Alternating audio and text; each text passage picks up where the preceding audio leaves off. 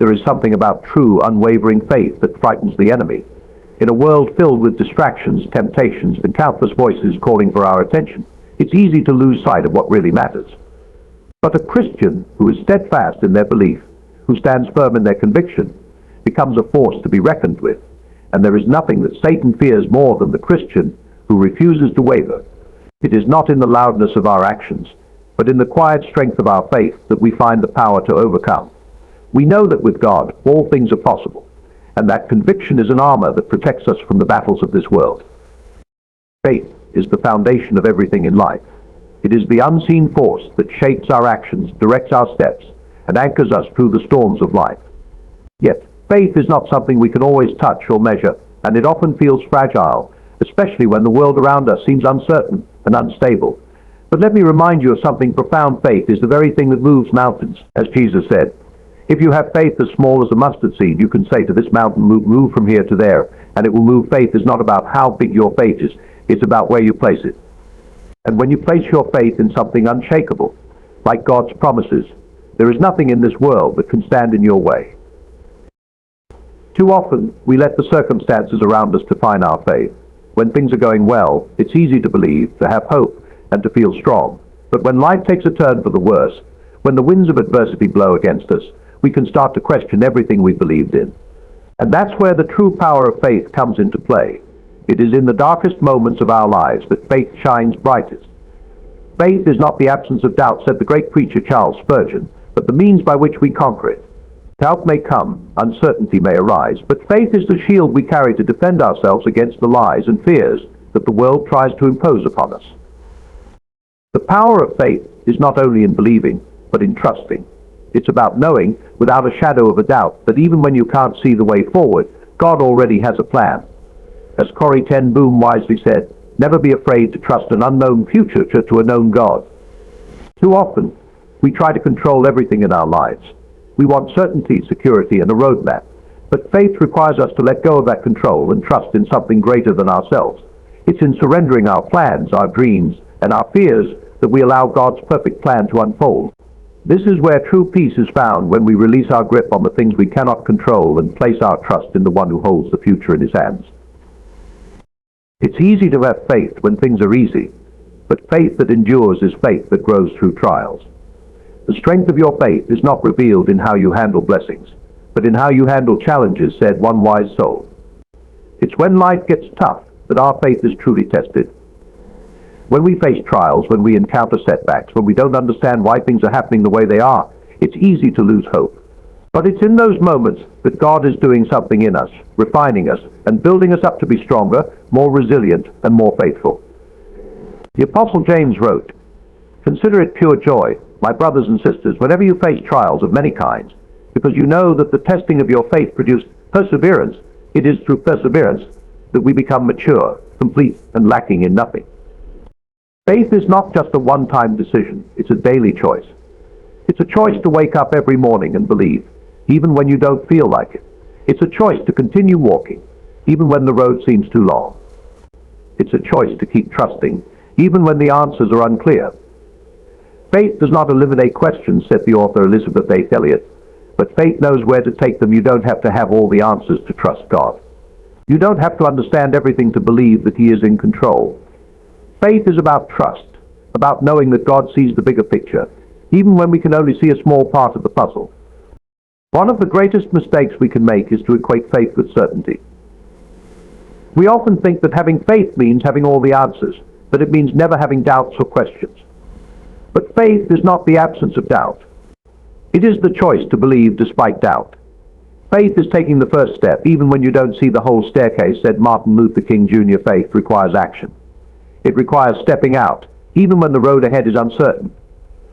It's trusting God enough to take the first step, knowing that He will guide you, even when the way forward is unclear.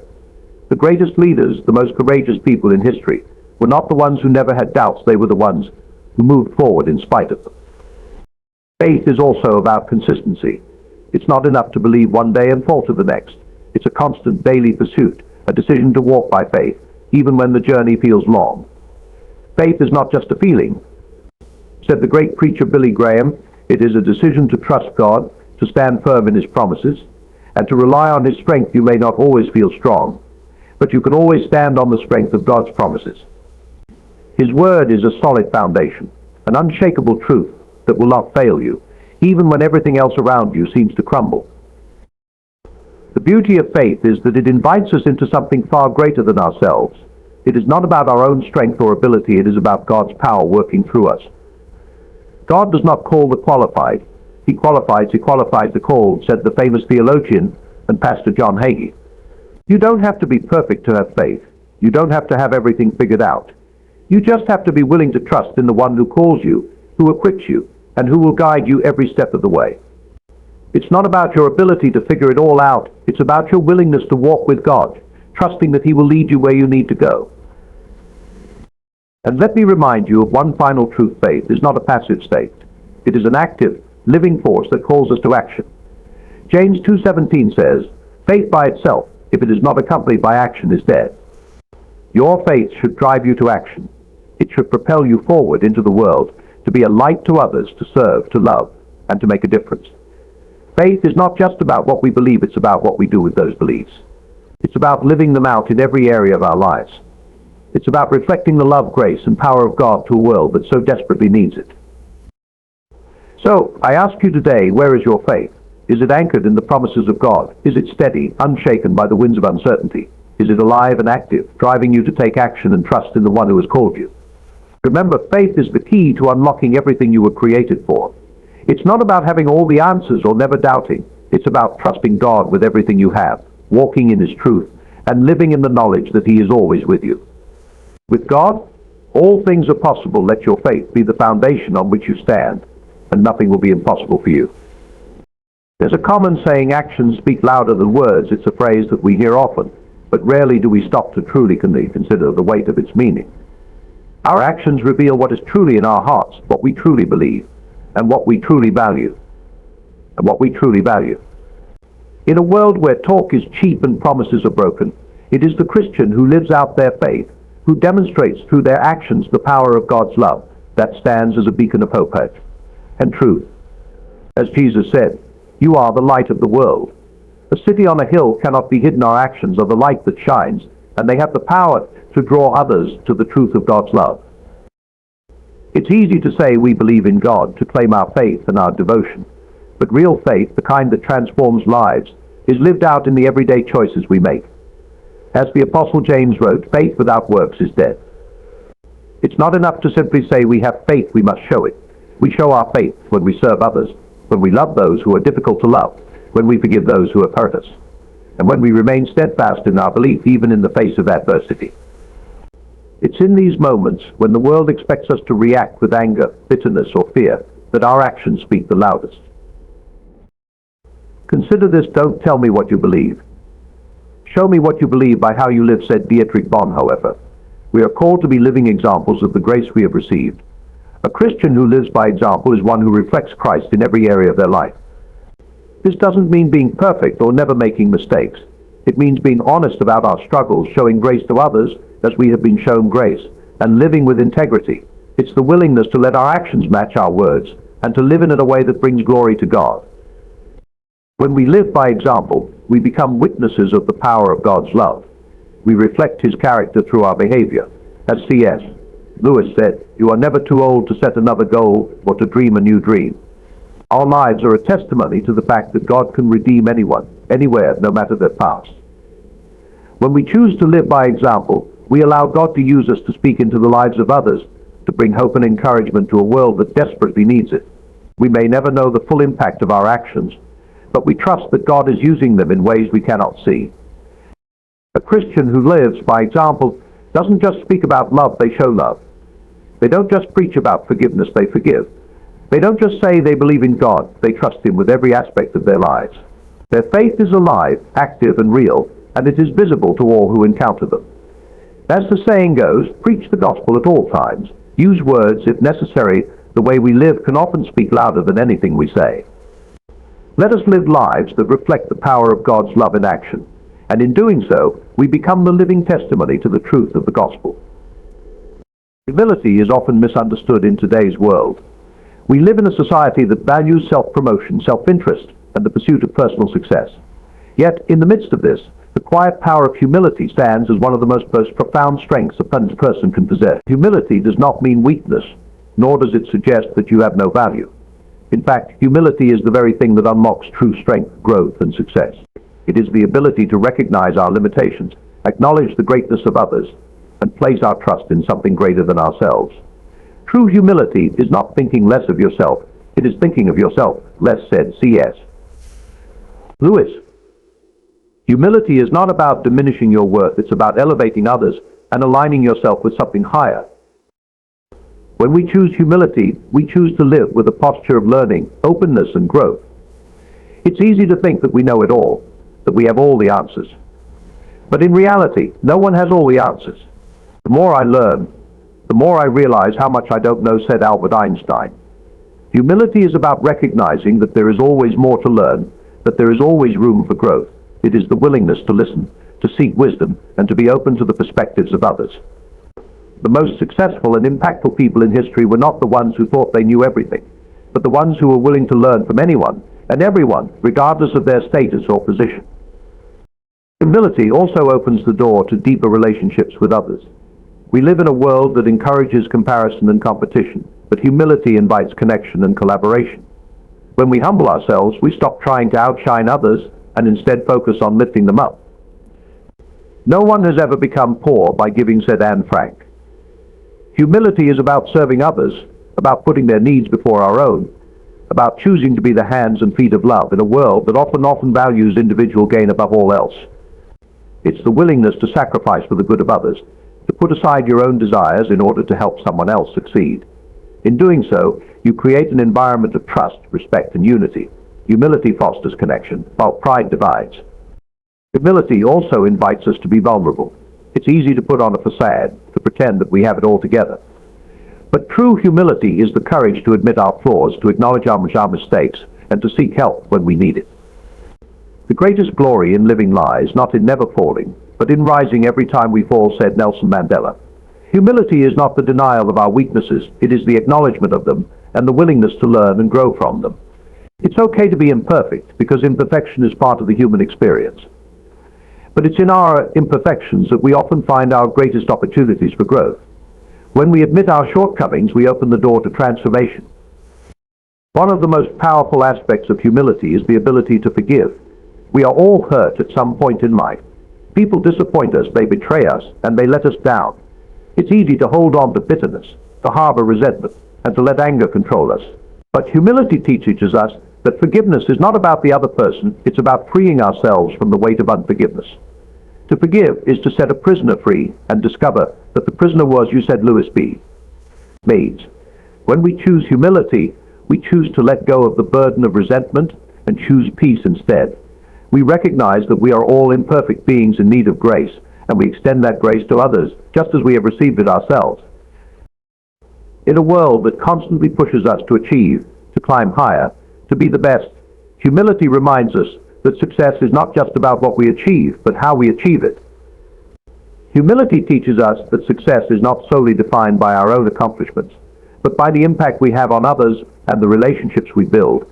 It's about striving to be the best version of ourselves, while also encouraging and supporting those around us to do the same. Success is not the key to happiness. Happiness is the key to success, said Albert Schweitzer. Humility allows us to define success on our own terms, not based on external validation or comparison to others, but on our ability to stay grounded, to remain focused on what truly matters, and to help others along the way. In the pursuit of success, humility also invites us to be patient. We live in an instant gratification culture that wants everything right now, but true growth and success take time. Patience is not the ability to wait, but the ability to keep a good attitude while waiting, said Joyce Meyer. Humility teaches us that success is not always about rushing ahead, it's about trusting the process, embracing the journey, and knowing that what is meant for us will come at the right time. It's the quiet strength to keep moving forward, even when the results are not immediate, knowing that each step is part of a bigger picture. Humility does not mean being passive or shrinking away from opportunities. On the contrary, humility gives us the strength to rise up, to take on challenges, and to step into our calling. It's the confidence that comes from knowing who we are and whose we are.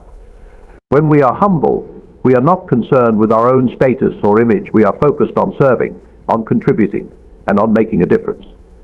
Humility allows us to be bold in our actions, because we know that our worth is not dependent on the opinions of others, but on the value we bring to the world.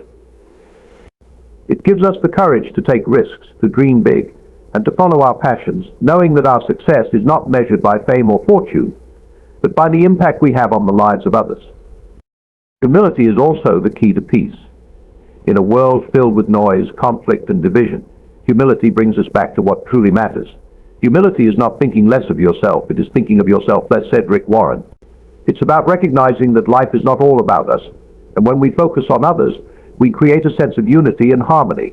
Humility helps us to avoid the traps of pride, arrogance, and self-centeredness, which are the breeding grounds for conflict. It encourages us to listen, to understand, and to seek common ground, even in our differences. In humility, we find peace because we realize that we are all part of a larger story, and we are called to contribute to that story in love and service. In the end, humility is not a sign of weakness, but of strength. It is the strength to serve, to forgive, to give, to grow, and to lift others up. It is the strength to remain grounded in a world that constantly pulls us in different directions. It is the strength to lead with compassion, to listen with empathy, and to act with integrity. And it is the strength to stay true to our values, even when it is difficult. Humility is not just a virtue, it is the foundation of a life well lived. It opens the door to deeper relationships, greater success, and lasting fulfillment. So, embrace humility. Walk with it, live with it, and let it guide you to the person you were meant to be. There is a powerful and transformative force in the world, one that too often gets overlooked: prayer. In our busy, fast-paced lives, we can easily forget the profound impact that prayer can have. But prayer is not just a ritual or a set of words spoken out of habit. Prayer is a direct line to the Creator of the universe, an invitation to commune with the divine and to align ourselves with the will of God. As a C. Dixon said, "When we depend upon organizations, we get what organizations can do. When we depend upon education, we get what education can do. When we depend upon men, we get what men can do. But when we depend upon prayer, we get what God can do." Prayer is not just about asking for help in times of need. It's about building a relationship of trust, communication, and surrender. Prayer is not overcoming God's reluctance, but laying hold of His willingness, said Charles Spurgeon. When we pray, we acknowledge that we are not in control, but that there is a higher power at work. In those moments of prayer, we are surrendering our will and opening ourselves to God's will.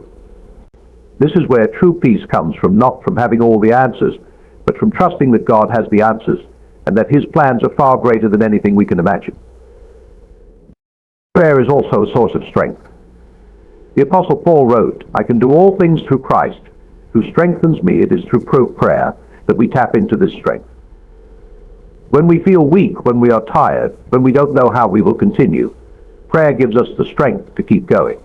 It's in those moments of vulnerability, when we lay down our pride and admit our need for help, that God's power is most evident in our lives. God does not give us overcoming life, He gives us life as we overcome, said Oswald Chambers. Prayer helps us overcome not by removing our challenges, but by giving us the strength to face them head on. Through prayer, we also find clarity and guidance. When you pray, rather than asking for everything, simply ask for guidance, said Norman Vincent Peale. In prayer, we can pause and listen. It's in those quiet moments that we hear the still, small voice of God, directing us, guiding us, and showing us the way. It is a time of reflection, a time to center ourselves in God's truth, and a time to be reminded of our purpose. In a world full of distractions and noise, prayer allows us to step away from the chaos and refocus on what truly matters. It's important to remember that prayer is not always about asking for things. It is also about gratitude and praise. Pray as though everything depended on God. Work as though everything depended on you, said St. Augustine. We are often quick to pray for what we need, but prayer is also an opportunity to thank God for what He has already provided. In moments of thanksgiving, we are reminded of His faithfulness, and in those moments of praise, we lift our eyes above our circumstances and see the bigger picture, the picture of a loving God who is always with us, guiding us, and providing for us. Prayer is not just a one-time event. It is a lifestyle. It is a constant conversation with God, a continual turning of our hearts and minds toward Him.